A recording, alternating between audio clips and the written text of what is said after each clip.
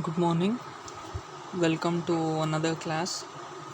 You are doing dentine. So this is the continuation of dentine. Today we'll begin with peritubular dentine. So I have told you the components of dentine. Dentine contains peritubular dentine, and between the two dentines there is intertubular dentine. This peritubular dentine is also known as intratubular dentine because it is present inside the dentine. Okay. This peritubular means surrounding the dentine, and intra means inside the dentine. Actually, the correct definition is intratubular dentine because it is present inside the dentine. Okay, we'll look into this peritubular dentine. How this intratubular dentine is formed. Further, we'll know about it. Okay, so we'll begin. Peritubular dentine. The dentine that immediately surrounds the dentinal tubule is termed the peritubular dentine. See this. I told you these dentinal tubules which are S shaped, which are emerging from this pulpal area, to the dentino-enamel junction. So these S shaped dentinal tubules, surrounding these S shaped dentinal tubules there is peritubular dentine. Okay, this dentine forms the wall of the tubules, and this peritubular dentine, it is highly mineralized, about 9%, than the dentine present between the tubules, that is intertubular dentine. So this peritubular dentine, it is actually more mineralized than intratubular dentine. Peritubular dentine differs from intertubular dentine by its matrix composition, and the crystal arrangement appears to be similar. It differs in its matrix composition, that it is twice as thick in outer dentine, approximately 0.75 micrometer, than in the inner dentine. Okay. By its growth, it constricts the dentinal tubules to a diameter 1 micrometer near the dentinum junction. So this peritubular dentine, when it grows, it constricts the diameter of the dentinal tubules to 1 micrometer, that is near the dentino-enamel junction. Okay. So studies of soft X-ray and with electron microscope shows that the increased mineral density in the peritubular dentine. So there is an increased mineral density in the peritubular dentine, and this peritubular dentine is more mineralized than intertubular dentine. Since the deposition of the minerals occur in the inner wall of the tubule rather than the outer wall, the term intratubular dentine is considered to be more appropriate than the term peritubular dentine. So I have told in the beginning of the class, right? This intratubular dentine is actually, it is appropriate to call it as intratubular dentine than peritubular dentine because the deposition of minerals occur in the inner wall of the tubule. See, if you consider a pipe, say the hollow space in the pipe around its periphery, actually inside there is a deposition of minerals. So this is known as intratubular. Intra means inside the tubule. So it is actually more preferred to call it as intratubular dentine than peritubular dentine. Next, see, in this picture, electron microscopic picture, you can see that these are the dentinal tubules. See these round ones, see, and you can see these whitish colored rings around these tubules. These are nothing but the mineralized areas. This is the peritubular dentine or the intratubular dentine. See here, this is the peritubular dentine, and this is the odontoblastic process inside the dentinal tubules. Okay.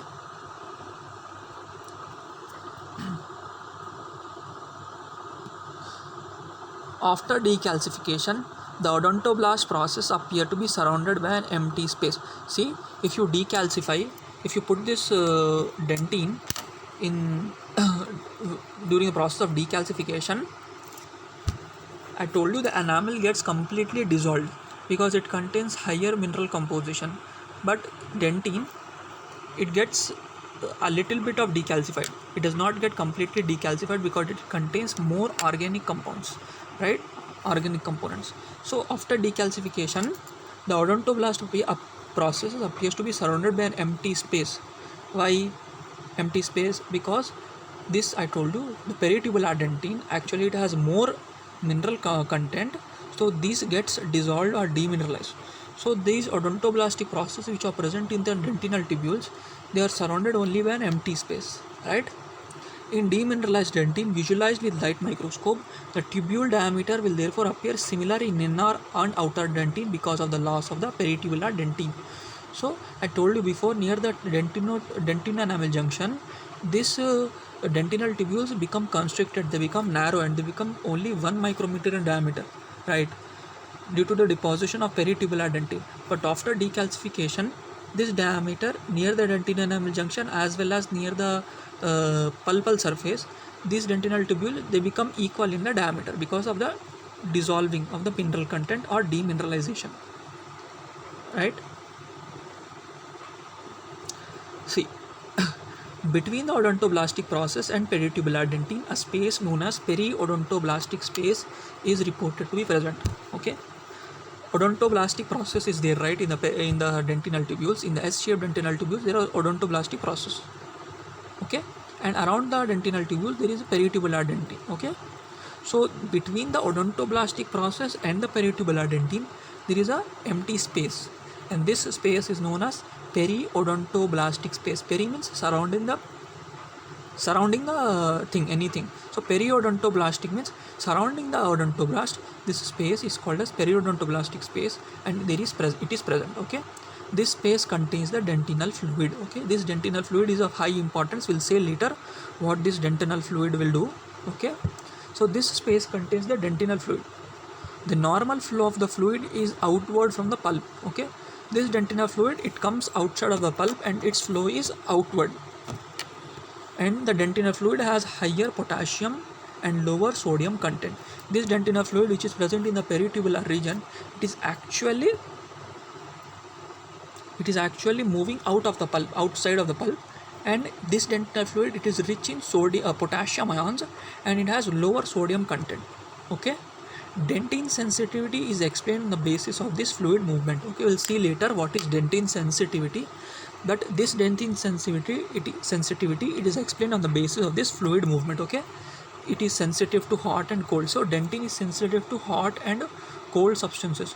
So if we will see what if the movement of fluid takes place, so there is a sensitivity of dentine. We explain later. Okay, moving on to intertubular dentine. So I have told you before, this intertubular dentine, it is present between the two S-shaped dentinal tubules, right? The main body of dentine is composed of intertubular dentine, right? Dentine, the main body of the dentine, it is composed of mainly by intertubular dentine. It is located between the dentinal tubules, or more specifically between the zones of peritubular dentine. See, peritubular dentine, it is present outside the dentinal tubules, and beside the peritubular dentine, it is actually intertubular dentine. So this intertubular dentine, I'll show here. If this is the peritubular dentine surrounding S-shaped dentinal tubules, this is the intertubular dentine. It is present between the zones of the peritubular dentine. Okay, right.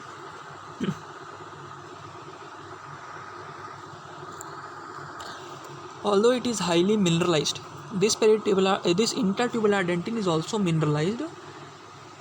This matrix like bone and cementum. The intertubular dentine, it is also mineralized, but less than peritubular dentine. It is like the matrix of bone and cementum. It is retained after decalcification. This intertubular dentine is not lost like the peritubular dentine is lost after decalcification. It is retained.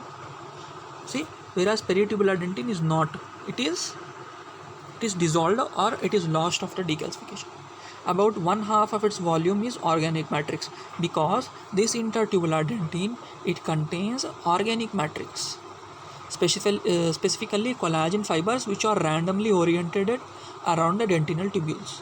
Okay, and these collagen fibers are 0.2 to 0.5 micrometer in diameter, and they exhibit cross banding. Okay, they are arranged crossly, like overlapping each other, right? So moving on to hydroxyapatite crystals. Hydroxyapatite crystals with average of 0.1 micrometer in length, they are present and are formed along the fibers. These hydroxyapatite crystals are formed along the fibers with their long axis oriented parallel to the collagen fibers. See, if this is the collagen fiber here,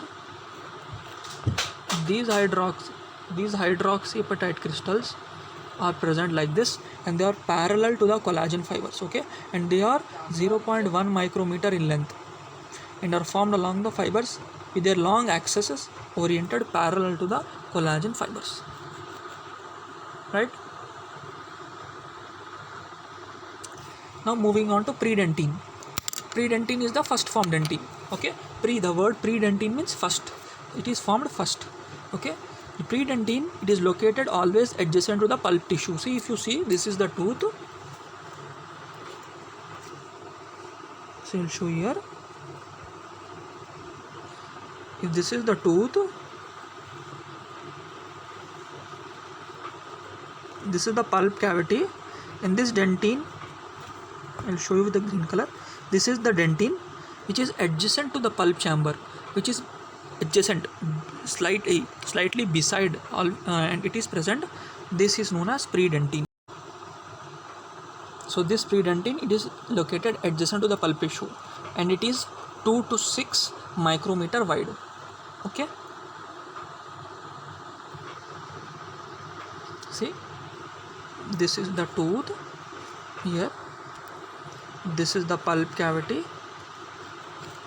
Adjacent to this there is predentin, okay, and this predentin, its thickness is 2 to 6 micrometer wide, okay. Remember this, it is very important. Predentin, it is 2 to 6 nanometer wide, 2 to 6 micrometer wide, and it is present adjacent to the pulp tissue. This is the first formed dentin, and this is known as predentin, okay. Depending on the extent of activity of odontoblast, it is not mineralized. See, this predentin, it is not mineralized. Later it gets mineralized after deposition of mineral contents when dentin is formed and it is necessary. See, in this diagram you can see this is the calcified dentin. Calcified dentin means it is mineralized, okay. Mineral content is present in this dentin. Below to this calcified dentin, you can see this is the uncalcified dentin or predentin, right? This is appearing white in color because of the absence of mineral content, okay. White in color because of the absence of mineral content. So this is known as predentin. You can see this odontoblast processes. See, these odontoblastic processes, these are present inside the tubules. See, these odontoblastic processes, these are present inside the dentinal tubules, okay.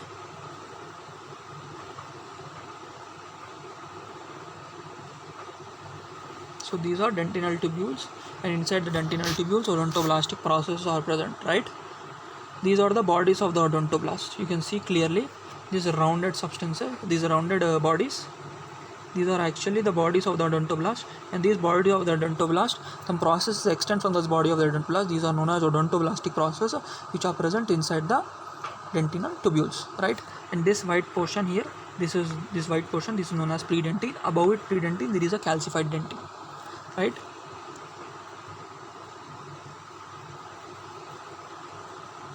Okay. See, the predentin appears to be pale staining than the mineralized dentin, owing to difference in composition of matrix, right? As the collagen fibers undergo mineralization at the dentin junction, the predentin becomes dentin, and a new layer of predentin forms circumpulpally. See, this predentin I have showed you in this photo. This predentin is pale in color than the calcified dentin, okay, because there is no mineral deposition and it contains only organic matrix. See, after the collagen fibers in this organic matrix will get calcified at the predentin-dentin junction, this predentin eventually it becomes dentin, and subsequently a new layer of predentin forms circumpulpally, okay. Circumpulpally means around the pulp, okay. Did you understand? Okay, right. Moving on to odontoblast processes. See, I have told you these odontoblastic processes, these are the extensions of odontoblastic cells. Odontoblastic cells form dentin, and from these odontoblastic cells processes arise. These are known as odontoblastic processes. These are present inside the dentinal tubules, okay. Now The odontoblastic processes are the cytoplasmic extensions of the odontoblast. The odontoblast cells reside in the peripheral pulp at the pulp predentine border, and their processes extend into dentinal tubules. The processes are largest in diameter near the pulp, that is 3 to 4 micrometer, and taper to approximately 1 micrometer further into the dentine. Because of mineralization this happens, okay? The odontoblast cell bodies are approximately 7 micrometer in diameter. See, the odontoblastic cell bodies. Odontoblast cell bodies, these are approximately 7 micrometer in diameter and 40 micrometer in length, right? See, if you see, this is the odontoblast body. This is actually 7 micrometer in diameter, and its length is 40 micrometer, okay? 40 micrometer in length, right? And there is an extension from this odontoblast. These are known as odontoblastic processes. And these odontoblastic processes near the pulpal area, they are 3 to 4 micrometer, and near the dentino-enamel junction they become taper and they become 1 micrometer in the dentine, okay? There are junctions present between the odontoblasts and these are known as gap junctions or tight junctions and desmosomal junctions. So there are junctions present between the odontoblasts, and these are gap junctions, tight junctions, and desmosomal junctions, right? And the lifespan of the odontoblast is equal to the age of the tooth. As once differentiated, they cannot undergo further division. See, these odontoblasts actually, once they are formed, they won't die. They actually extend and they live up to the age of the tooth. So these odontoblasts actually they live up to the age of the tooth. So till the tooth is living, till the tooth is present in the oral cavity, these odontoblast cells, they are once differentiated, they do not undergo further division, and they are present inside the dentine, okay? These odontoblastic processes narrow to about half the size of the cell as they enter the tubule. See, these odontoblastic processes become half of their size when they enter the dentinal tubules.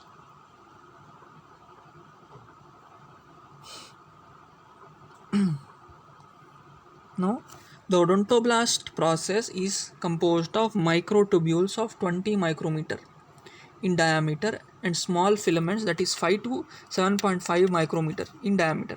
The microtubules and intermediate filaments run longitudinally through the tubules, okay? Occasionally mitochondria, dense bodies resembling lysosomes, microvesicles, and coated vesicles that may open to the extracellular space are also seen. The odontoblast process divide near the dentino-enamel junction and may indeed extend into enamel in the enamel spindles. See, the odontoblast process is composed of microtubules. What is this odontoblastic process made of? They are made up of microtubules, okay, and small filaments. These microtubules and intermediate filaments run longitudinally throughout the tubules, and occasionally mitochondria and some dense bodies resembling lysosomes, microvesicles, and coated vesicles also open into extracellular space, okay? These odontoblastic processes actually divide near the dento-enamel junction. The odontoblast processes divide near the dento-enamel junction and may indeed extend into the enamel in the enamel spindles. So these odontoblastic processes near the dento-enamel junction, they are actually divided. They are actually separated, and they enter the enamel, and these known as enamel spindles. See, in the green color enamel spindle, this is important actually. These enamel spindles, they extend into the enamel. These are the processes of the odontoblastic process. Periodically along the course of process, lateral branches appear that extend laterally into adjacent tubules. See, from the odontoblastic process, actually lateral branches also appears, and these lateral branches extend into adjacent tubules and anastomose with these lateral branches of other tubules. Okay. Now, we'll see the types of dentines: primary, secondary, tertiary. What are these dentines? Okay, one by one. First, primary dentine. Okay, primary dentine means first formed dentine. This is called as primary dentine, right? Dentine which is formed before root completion is known as primary dentine. This is an important definition. If they ask what is the primary dentine is is dentine which is formed before root completion. It is known as primary dentine. Okay, and this primary dentine, it is of two types. One is known as the mantle dentine and the another is known as the circumpulpal dentine. Okay, circumpulpal dentine means around the pulp area, surrounding the pulp area which dentine is present. This is known as circumpulpal dentine. And the mantle dentine, it is present above the circumpulpal dentine. Right. Mantle dentine is the named of the first formed dentine in the crown underlying the dentino-enamel junction. See, underneath the dentino-enamel junction following there is a dentine which is known as mantle dentine. Okay, this zone below the dentino-enamel junction is soft and thus provide cushioning effect to the tooth. This mantle dentine is actually soft. Okay, and this provide a cushioning effect while biting. So there is no direct contact to the bone. Okay, alveolar bone. So there is a cushioning effect in the bone, and this cushioning effect is provided by the mantle dentine which is present just below or beneath the dentino-enamel junction, and it is soft. Okay, it is thus the outer and most peripheral part of the primary dentine and is about 20 micrometer in thick. The thickness of this mantle dentine, which is the component of primary dentine, is actually 20 micrometer thick. Okay, the fibrils formed in this zone are perpendicular to the dentino-enamel junction. So these dentino-enamel junction, the fibrils which are formed, the dentine fibrils of the mantle dentine, these are actually perpendicular to dentino-enamel junction. Okay, and the organic matrix is composed of large collagen fibers that are present in the rest of the primary dentine, that is circumpulpal dentine also. The large diameter of collagen fibers, that is 0.1 to 0.2 micrometer in diameter. They are actually argyrophilic. Argyrophilic means they are silver stained. Okay, they can take the stain of the silver. These are argyrophilic, these collagen fibers present in the mantle dentine and also in the circumpulpal dentine. These fibers, they are known as von Krafft fibers. Okay, these are known as von Krafft fibers. Important. Okay, these are known as von Krafft fibers. Right. So they contain mainly type 3 collagen compared to circumpulpal dentine.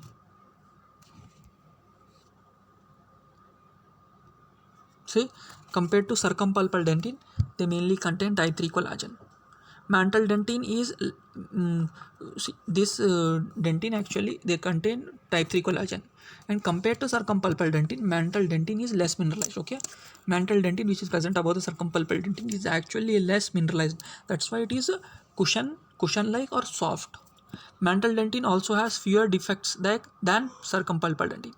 Unlike the rest of the dentine, matrix fascicles are involved in the mineralization of mantle dentine. Okay, these matrix fascicles are actually involved in the mineralization of mantle dentine. Mantle dentine undergoes globular mineralization, whereas the circumpulpal dentine mineralized either by globular or linear pattern. Okay, this is the important line. Mantle dentine actually undergoes globular mineralization, whereas the circumpulpal dentine mineralized either by globular or linear pattern. Okay, and the rate of formation progress.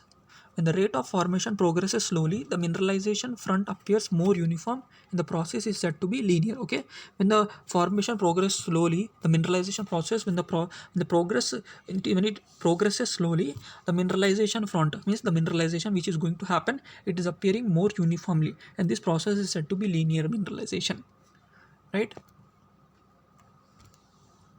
Okay, moving on to circumpulpal dentine. Circumpulpal dentine is actually present beneath the mantle dentine. Okay, along the pulpal area, periphery of the pulp. Circumpulpal dentine, it forms the remaining primary dentine or bulk of the tooth. Actually, the circumpulpal dentine, right, it forms the bulk of the tooth. Mainly, circumpulpal dentine is present in the majority in the tooth. Okay, and this forms the bulk of the tooth. The collagen fibers in circumpulpal dentine are much smaller in diameter. They're actually 0.05 micrometer in diameter and are more closely packed together compared to mantle dentine. In mantle dentine, these collagen fibers, they are loosely arranged. Okay, but in circumpulpal dentine, they are arranged more closely, and the circumpulpal dentine contains slightly more mineral than mantle dentine. Okay, mineralization is more in circumpulpal dentine than in mantle dentine. Right, now we'll see the differences between mantle dentine and predentine. Okay, so in this table, mantle dentine and predentine. Mantle dentine is first formed dentin, right? You know that mantle dentin, it is the first formed dentin, okay, and it is formed before root completion, right? And this mantle dentin is first formed dentin in the crown underlying the dentino-enamel junction, right?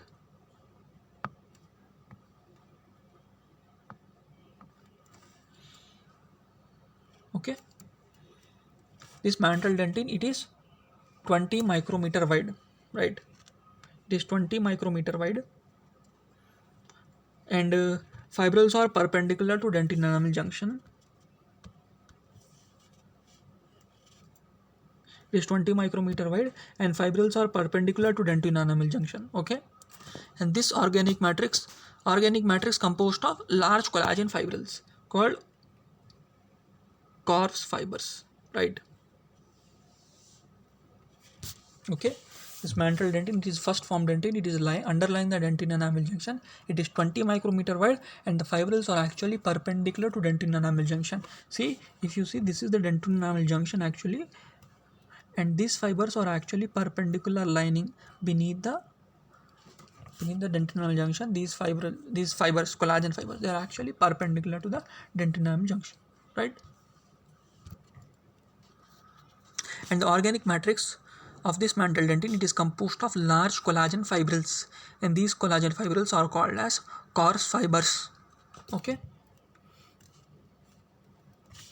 Mantle dentin undergoes globular mineralization. As said earlier, I've told you, this mantle dentin actually it undergoes globular mineralization through globules. Look at it. We'll look at predentin now. Predentin is located adjacent to pulp tissue. I've told earlier, this predentin actually is located adjacent to pulp tissue, right? And it is 2 to 6 micrometer wide. Fibrils are of mixed orientation, and collagen fibrils are smaller than the mantle dentin, and it is also known as unmineralized dentin, or it is unmineralized dentin. Predentin is unmineralized dentin. Okay, keep in mind.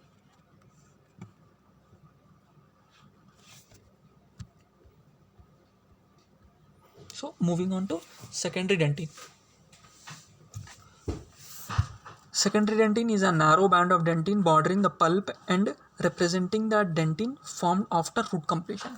So this secondary dentin, it is a narrow band of dentin and it is bordering the pulp, okay? It is present above the pulp and it is bordering the pulp. This is called a secondary dentin, and it is actually formed after root completion. This secondary dentin, okay?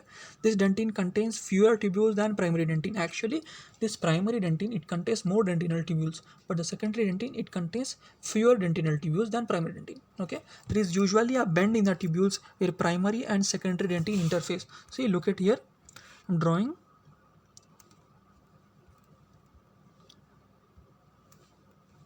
If you see these S-shaped tubules in the primary dentin, see, they are like this, right? This is the primary dentin, okay? So this is the line, imaginary line I'm drawing, so you can see separating the primary dentin and secondary dentin, and this is the secondary dentin, okay?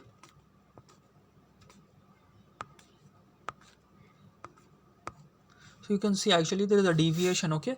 Primary dentin, it is S-shape and it is going like this, but secondary dentin, it is formed like this, slanting lines. These are secondary dentin, okay?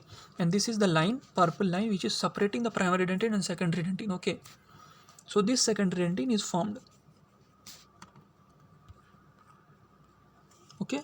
These usually a bend in the tubules, okay? These are bending slightly where the primary and secondary dentin interface. Where the primary and secondary dentin meet, there is a slight bend in the tubules in the secondary dentin. Many believe that secondary dentin is formed more slowly than primary dentin and that it looks similar to primary dentin but contains fewer tubules, okay? Secondary dentin is not formed uniformly and appears in greater amounts on the roof and floor of the coronal pulp chamber, okay? On the roof and also in the floor. See, this is actually, I'll show you.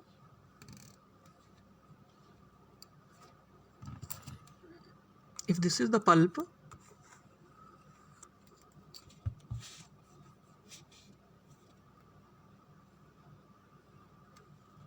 See, believe this is the pulp and this is the actually root. This secondary dentine is actually present on the roof of the pulp chamber and in the floor of the pulp chamber. Okay, this is the floor, this is the roof. This secondary dentine is actually present on the floor and on the roof of the pulp chamber. Okay,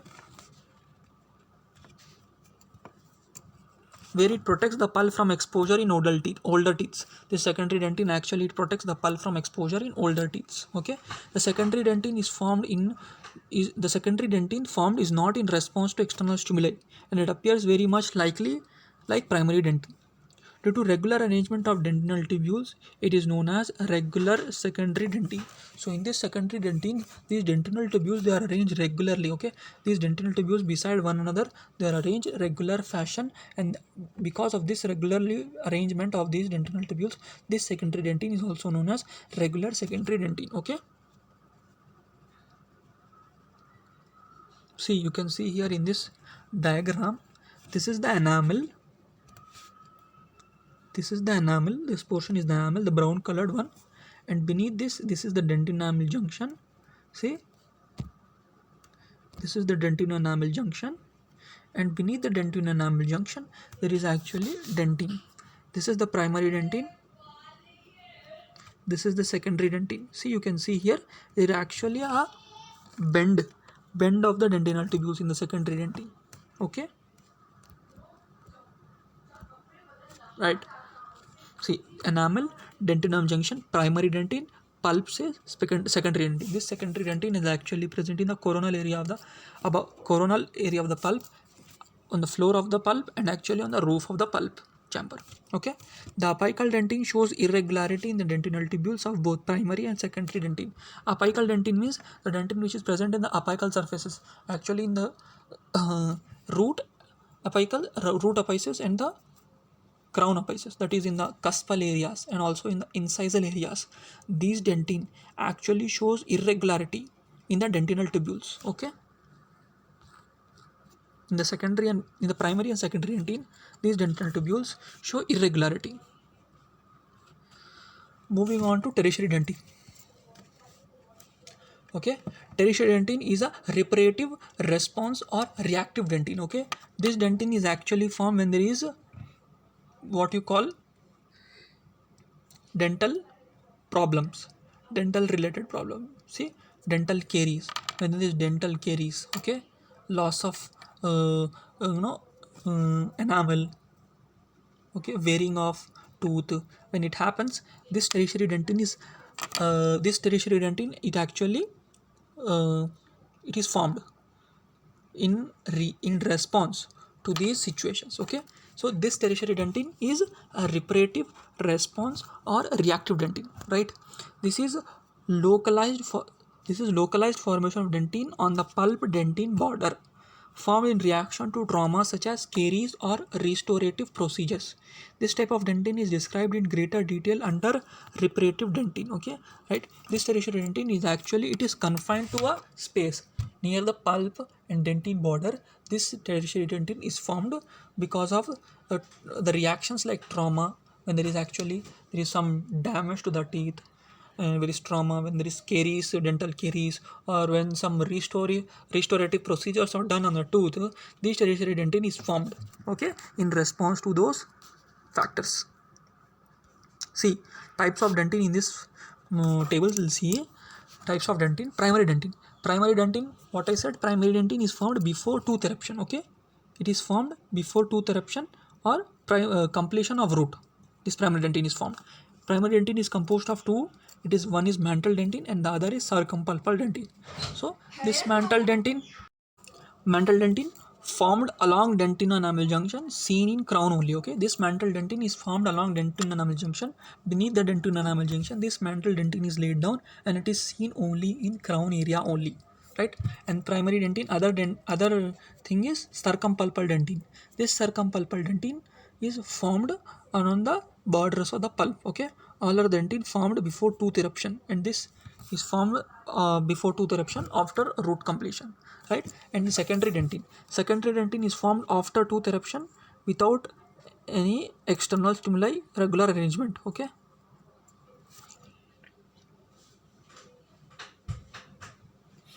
So primary dentin is formed before root completion, secondary dentin is formed after root completion. Okay, formed after tooth eruption without any external stimuli regular arrangement. Tertiary dentin is formed after tooth eruption due to external stimuli that is irregular. It is irregular in appearance and arrangement. It is formed by external stimuli such as caries, trauma, and restorative procedures. And this tertiary dentin, it is actually reparative dentin, that is formed to protect pulp. Irregularity of dentin varies with duration and intensity of stimuli. Okay, and other is sclerotic dentin. Dental tubules get blocked due to calcium salt deposition formed to protect pulp, also seen as an age change. Okay, when there is an old age in old people, you can see this sclerotic dentin. It is actually formed due to the blockage of the dentinal tubules by calcium salt deposition. Okay, to protect the pulp from external factors. So this tertiary dentin, it is two types, reparative dentin and sclerotic dentin. This tertiary dentin is formed after tooth eruption and it is formed due to external stimuli and it is irregular in appearance and arrangement.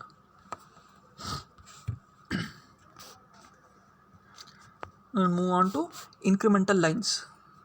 You have seen incremental lines in enamel also. These are the incremental lines, these are present in dentin. Okay. In the enamel, it is also called as incremental lines of ridges. In dentin, it is called as incremental lines of von Ebner. Okay, we'll see what is the incremental lines. The incremental lines of von Ebner appear as fine lines or striations in dentin. Okay, these are fine lines or striations. Okay, present in the dentin, and they run right angles to the dentinal tubules. If these are the dentinal tubules which are present, S-shaped dentinal tubules, see, they are present like this. And these incremental lines actually they run perpendicular to these dentinal tubules. Okay, these dentinal tubules, they are S-shaped, and these incremental lines they actually run, these incremental lines they actually run perpendicular to these dentinal tubules. Okay,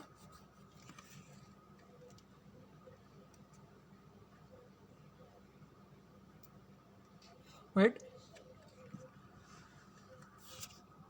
and these incremental lines actually run right angles to dentinal tubules and correspond to the incremental lines in enamel or bone. Similarly, with the incremental lines which are present in enamel or bone, they are like those, but they are present in the dentin, so these are called as incremental lines of von Ebner. Okay, these lines reflect the daily rhythmic recurrent deposition of dentin matrix. See, day by day when the dentin is deposited, these incremental lines, see, first this is the dentin, it is formed up to here. Next day it is formed up to here.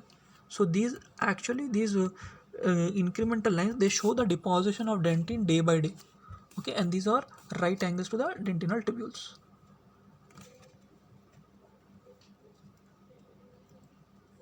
Okay,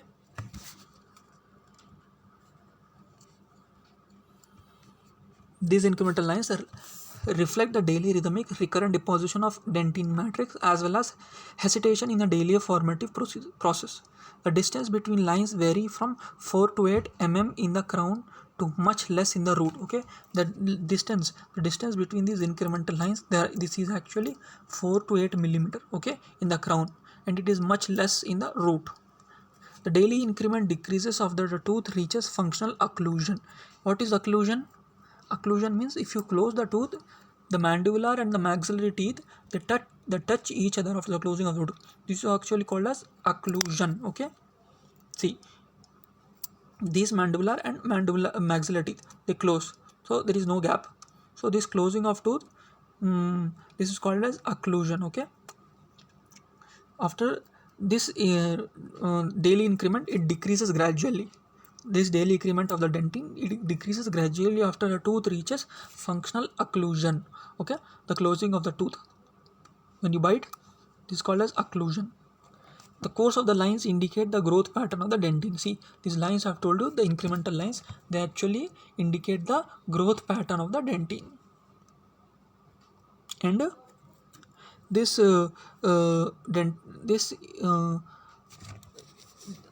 incremental lines, dentine is actually laid down approximately 4 micrometer, okay, daily in a 12-hour cycle. So daily deposition is approximately 4 micrometer, okay.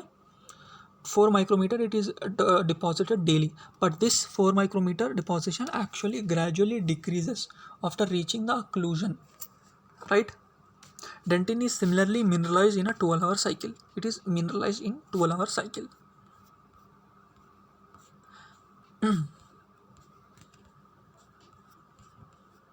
See these lines you can see here.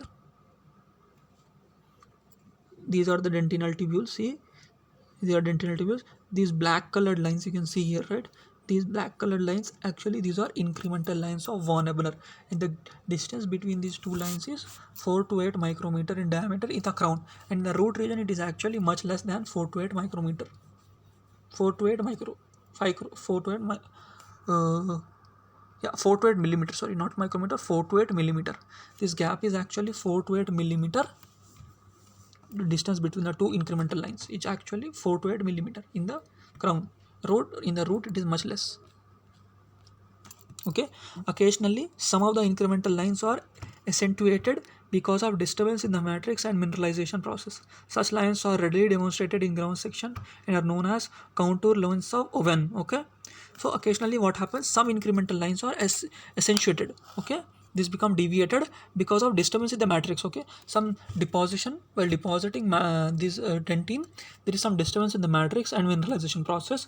So such lines are readily demonstrated in ground section. You can see these lines clearly, okay, these deviated lines, and these are known as contour lines of Owen, okay.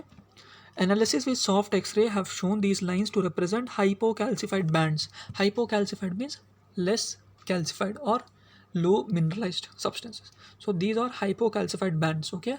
Some investigators have shown that the contour lines of Owen are due to coincidence of secondary curvature. See, if there is a coincidence of secondary curvature, these I have told you, these dentinal tubules, they have two curvatures, right, primary curvature and secondary curvature.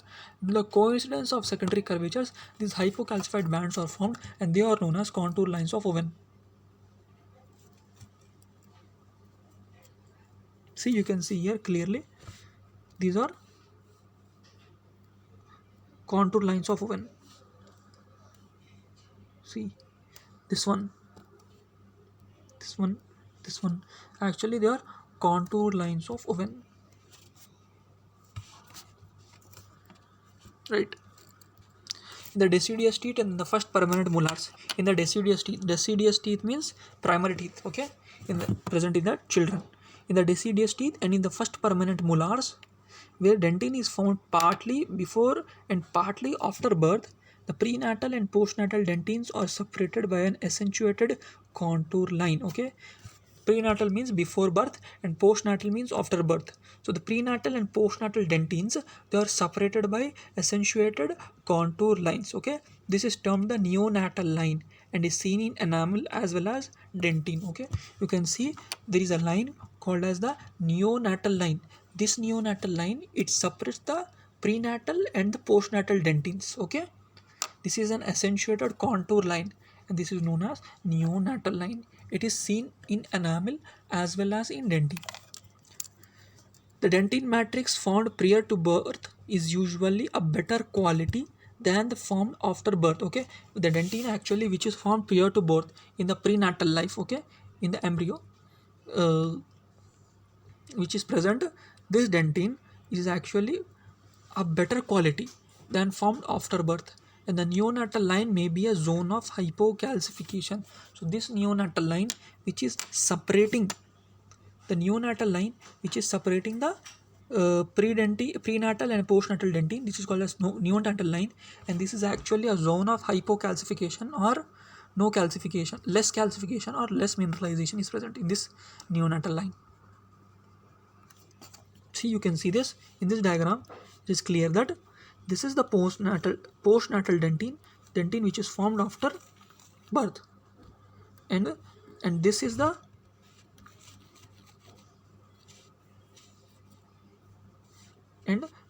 prenatal dentine which is formed before birth, okay. This postnatal and prenatal dentine is separated by a line, and this is known as neonatal line. This neonatal line is actually a hypocalcified line, that is less mineralized line. Okay, moving on to interglobular dentin.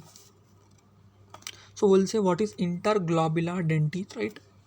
Sometimes mineralization of dentin begins in small globular areas that fails to coalesce in a homogeneous mass. So what happens in dentin, mineralization actually begins in small globular areas. So in some areas, small globules develop, and these areas actually they fail to coalesce. They fail to coalesce means they fail to combine with each other. These small patches of globules, they fail to actually combine with each other and form a homogeneous mass. So this result in zones of hypomineralization between the globules. See, when the mineralization begins in small globules, here a patch of globules are formed. Okay, these patches of globules are formed here and there in the dentin, and these actually fail to combine with each other and form a homogeneous mass. And between these two globules, there is actually this hypocalcified area, hypocalcified zone. Okay, these are present, and these are known as globular dentin or interglobular space. Okay, inter means between the two globules there is a space, and this is known as interglobular space. Okay, these zones are known as this result in a zone of hypomineralization between the globules. Okay, and these zones are known as globular dentin or interglobular space. This dentin forms in the crowns of teeth. This dentin forms in the crowns of teeth in the circumpulpal dentin just below the mantle dentin, and it follows the incremental pattern. The dentinal tubules pass uninterruptedly through the interglobular dentin, thus demonstrating defect of mineralization and not of matrix formation. So this defect actually, this interglobular dentin is not actually the defect of matrix formation. It is the defect of mineralization. So these dentinal tubules, it passes uninterruptedly through the interglobular dentin. Okay, there is no deviation in the passage of these dentinal tubules. Because of this no non-deviation, it is actually a defect in the mineralization process, not in the matrix deposition process, right? Okay, in the dry ground section, some of the globular dentin may be lost, and a space results that appear black in transmitted light. Recent studies reveal that the interglobular dentin occurs most frequently in the cervical and middle thirds, followed by intercuspal and coronal third in the crown. Okay, recent studies what have revealed that the interglobular dentin occurs most frequently in the cervical and middle thirds, followed by intercuspal and coronal third in the crown. In the roots, the highest occurrence is seen in the cervical third, followed by middle third. So you can see this is the enamel here, this is the dentin, and this is the interglobular dentin. Okay, hypocalcified area. See, interglobular dentin. This is the interglobular dentin patches. This is the Tomes granular layer. Okay, this is the Tomes granular layer, right? So this is actually globular dentin. You can see here, this is the globules which are formed. These are mineralized, and when they fail to combine or coagulate, these result in hypocalcified areas. See, you can see these are the hypocalcified areas. These are actually interglobular dentin. Okay,